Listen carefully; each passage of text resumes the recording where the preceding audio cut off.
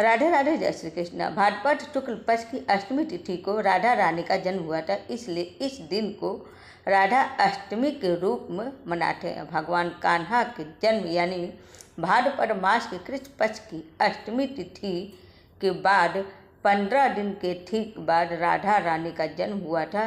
इस दिन भक्तगण व्रत रखते हैं और साथ में राधा रानी का पूजा पाठ करते हैं। उनका जन्मोत्सव बड़े धूमधाम से मनाते हैं। मान्यता है कि इस दिन व्रत रखने से राधा जी के और कृष्ण जी के अलावा माँ लक्ष्मी जी का भी आशीर्वाद प्राप्त होता है।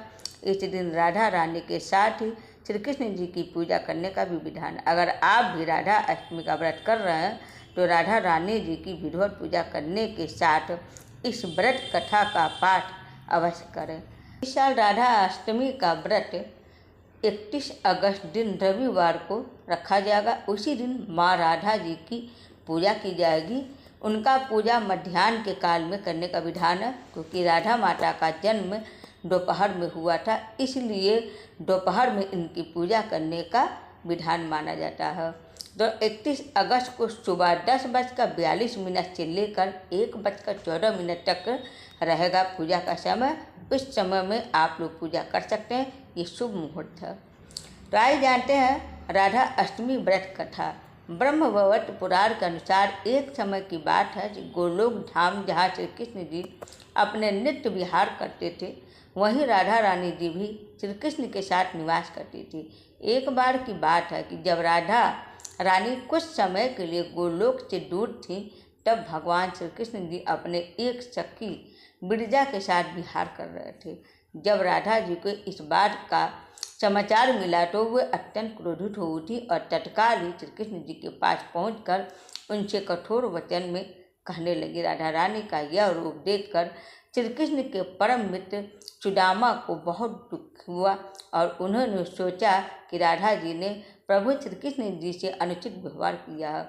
इसी कारण क्रोधवश में सुदामा ने राधा जी को शाप दे दिया कि हे देवी, आपको अपने दिव्य धाम गोलोक को छोड़कर पृथ्वी लोक पर जन्म लेना पड़ेगा। यह शाप सुनकर राधा रानी और भी क्रोधित हुई और उन्होंने प्रतिशोध में सुदामा को भी शाप दे दिया कि हे सुदामा, तुम भी राक्षस कुल में जन्म लोगे और वहाँ अपने कर्मों के कारण अंततः मृत्यु को प्राप्त होगे। राधा जी के शाप के फलस्वरूप श्री सुदामा का जन्म शंखचूड़ राक्षस के रूप हुआ।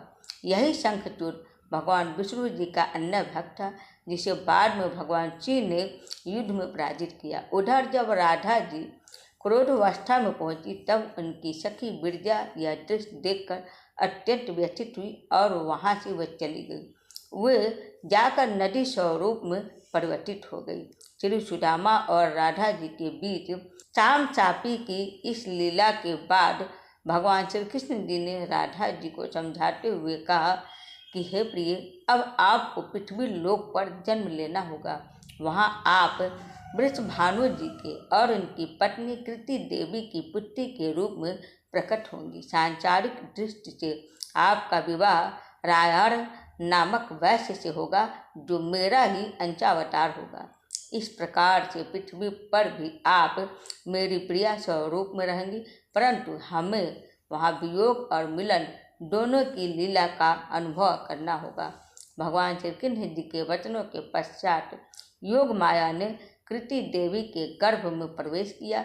जब कृति देवी प्रसव पीड़ा से गुजर रही थी, तब योग माया ने वायु के रूप में वहां प्रवेश किया और उसी क्षण राधा रानी कन्या स्वरूप में प्रकट हो गई। इस प्रकार से देवी राधा रानी का दिव्य अवतरण पृथ्वी पर हुआ और वे वृषभानु जी की लाडली पुत्री के रूप में बरसाना धाम में पली और बड़ी हुई। ये थी राधा रानी की जन्म की कथा।